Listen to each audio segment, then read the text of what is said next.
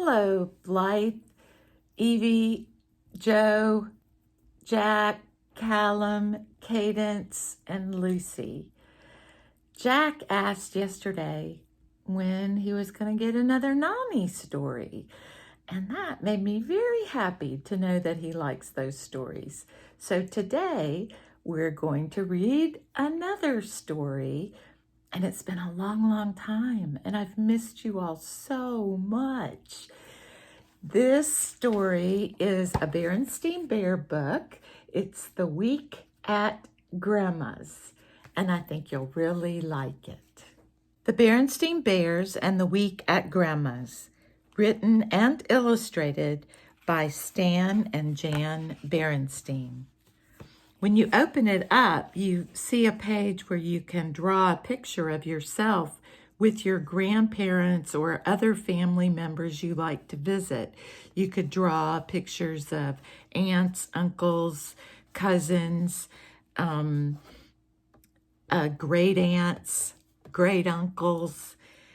And then on the other page it says, the Berenstain Bears and the Week at Grandma's. When Mama and Papa Bears go away, cubs visit their grandparents for their very first long stay. What do you think's going to happen? The Berenstain Bears and the Week at Grandma's, written and illustrated by Stan and Jan Berenstain, and it's a Random House book of New York. Look at the butterfly and the bird holding up that sign. Ooh, and look at all the birds they're feeding. So, once in a while, the Bear family who lived in the big tree house down a sunny dirt road deep in Bear country got out the family snapshots and looked at them. "What are these?" asked Sister Bear, picking up a book of photos. "I don't think I've ever seen these before." There were pictures of bears playing tennis, canoeing, dancing, and having all sorts of fun. The bears looked like Mama and Papa, only they were younger and thinner.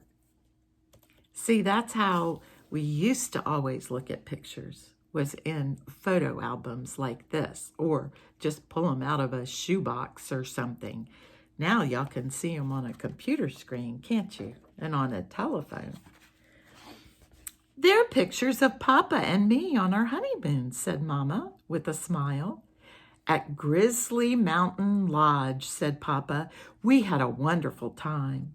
"What's a honeymoon?" asked Brother. "A honeymoon is a special trip couples take when they get married," explained Mama. "Getting married is a very special happening, and celebrating it with a trip is an old custom." "As a matter of fact," said Papa, "we've decided to go on a second honeymoon. We're going back to the same place to play tennis, go canoeing, and have fun." "It'll be lovely," said Mama.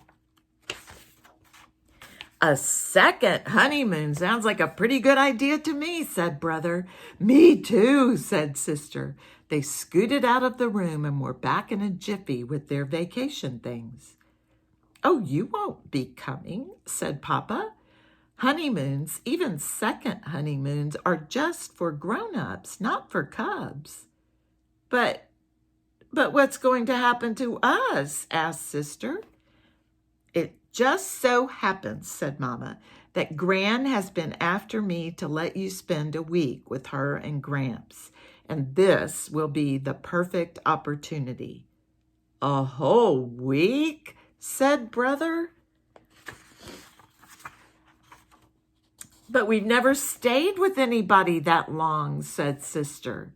"Well," said Papa, taking a few practice swings with his tennis racket, "there's got to be a first time for everything." "What will we do for a whole week?" asked the cubs. "Where will we sleep? What will we eat?" "Goodness," said Mama, "such a fuss about a simple thing like spending a week at Grandma's." It didn't seem like a simple thing to the cubs. They loved Gramps and Gran very much, but, well, they just weren't Mama and Papa. Besides, Gramps and Gran were sort of old. What do you think of that? You guys should ask your mom and dad what they did for their honeymoon, because I'm sure they all have fun stories about the fun things they did. Even asked to see a picture. What are you taking with you? Sister asked brother when it was time to pack. I'm taking 2 books, my Jacks and my Teddy, of course. These, he said, holding up some books and his best yo-yo. Papa put their suitcases in the car trunk last, so that when they got to Grand's, unloading was as easy as 1, 2, 3.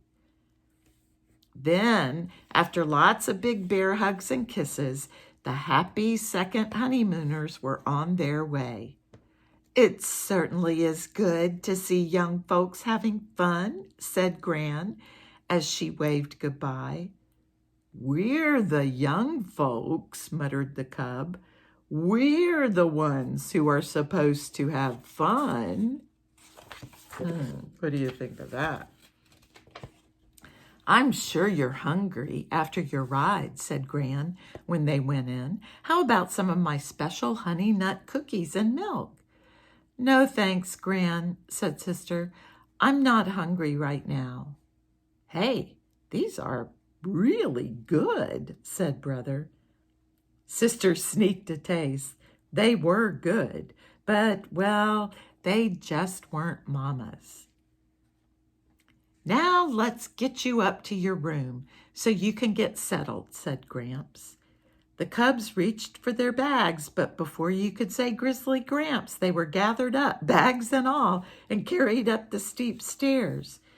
Gramps certainly was strong for someone so old. The room at the top of the stairs was very nice indeed. But, well, it just wasn't home. Gramps, said Sister, where do you suppose Mama and Papa are right now? Well, said Gramps, I reckon they're still on the road, just pulling into sight of Grizzly Mountain Lodge. After they unpacked their things, Gramps thought the cubs might like to explore around the house. Look at them thinking about their mom and dad going to the Grizzly Mountain Lodge without them. You think they're missing them? Well, it wasn't home. It was an interesting house. There was the attic crowded with all sorts of interesting things. Gran's kitchen with its yummy tastes and smells, and Gramps' den. Gramps knew how to build a ship in a bottle. When the cubs asked him how it was done, he just smiled. Wow, have you ever seen a ship in a bottle like that? What do you suppose Mama and Papa are doing now? They asked then. I reckon they've gotten into their tennis clothes and are swatting the ball back and forth, he said. Look at them playing tennis. Do you think Sister and Brother are missing them? Over the next few days, Brother and Sister found lots to do. They helped Gran feed her bird friends, more kinds than they had ever seen in one place. And Gran knew all their names. Oh, wow, look at all those birds. That's what we saw on the front page, isn't it? They helped Gramps cut and smooth twigs for a new ship in a bottle. It turned out that he built them outside the bottle and then slid them in. It was pretty tricky. Wow, look at that. That is fascinating. Have you ever seen anybody do that? So see, he builds it and folds it over, slides it in, and then pulls backward a little bit, and the sails all come up. Pretty cool. They went fishing in a special place Gramps knew about. Ooh, look at the fish they're catching. Well, said Gramps as they returned with a fine catch, I reckon that your Mama and Papa are out canoeing right now. I certainly hope they're having fun, said Sister, because we sure are. Better get these chairs in, said Gramps after a fine fish fry. It's going to rain tomorrow. How do you know? Asked Brother. I can feel it in my bones, answered Gramps. Huh. Do you know people who could feel weather in their bones? It turned out Gramps was right. Good, said Brother. We'll be able to relax a little. Sister got out her jacks and he started to play with his yo-yo. Used to be pretty good with one of those myself, said Gramps. Was he ever? Not only could Gramps make the yo-yo sleep and walk the dog, he could even do baby in the cradle and round the world. Whoa, Gramps is a yo-yo champ, isn't he? That evening, after a refreshing nap, they all went to Gramps and Gran's regular Friday night square dance. Gramps and Gran didn't just watch, they do-si-doed with the best of them. They even won a prize, the friskiest couple. Look at them dancing. Oh, it looks like they might get a trophy. Goodness, said Sister in the morning, this week really flew by. And we learned so much, added Brother, practicing baby in the cradle. Gramps and Gran, how come you know so much? Asked Sister. So many things. Why, you can even feel the weather in your bones. That's one of the good things about being an older person, said Gramps, smiling. You learn something every day, so that by the time you're old enough to be a grandparent, you know quite a lot. Gee, said Sister, I guess you and Gran are so old you must know everything. Oh, no, said Gramps, laughing. You never stop learning. Why, just this week we learned something very special. We learned how absolutely wonderful it is to be grandparents and have lovely grandcubs. Then Gramps and Gran swept their grandcubs up in a big hug. The next thing they knew, a familiar beep beep was heard. It was Papa tooting the horn. He and Mama were back from their second honeymoon, and it was time for the cubs to go home. After saying goodbyes and thank yous, the Bear family piled into the car and headed home. No sooner were they on their way than Brother and Sister were bubbling over with the fun and excitement of their week at Grandma's. Well, said Papa, sounds like you had a pretty good time. Oh, we did, said Sister. Papa, sometime you might want to go on a third honeymoon. Then we could spend another week at Grandma's. A third honeymoon, said Papa. I don't think anyone's ever gone on a third honeymoon. Well, said Sister, there has to be a first time for everything. The end. Do you remember when Papa told Sister there had to be a first time for everything about visiting with Gramps and Gran for a week? Well, I hope you liked that story. It was fun. And I hope you all get a chance soon to visit with family members.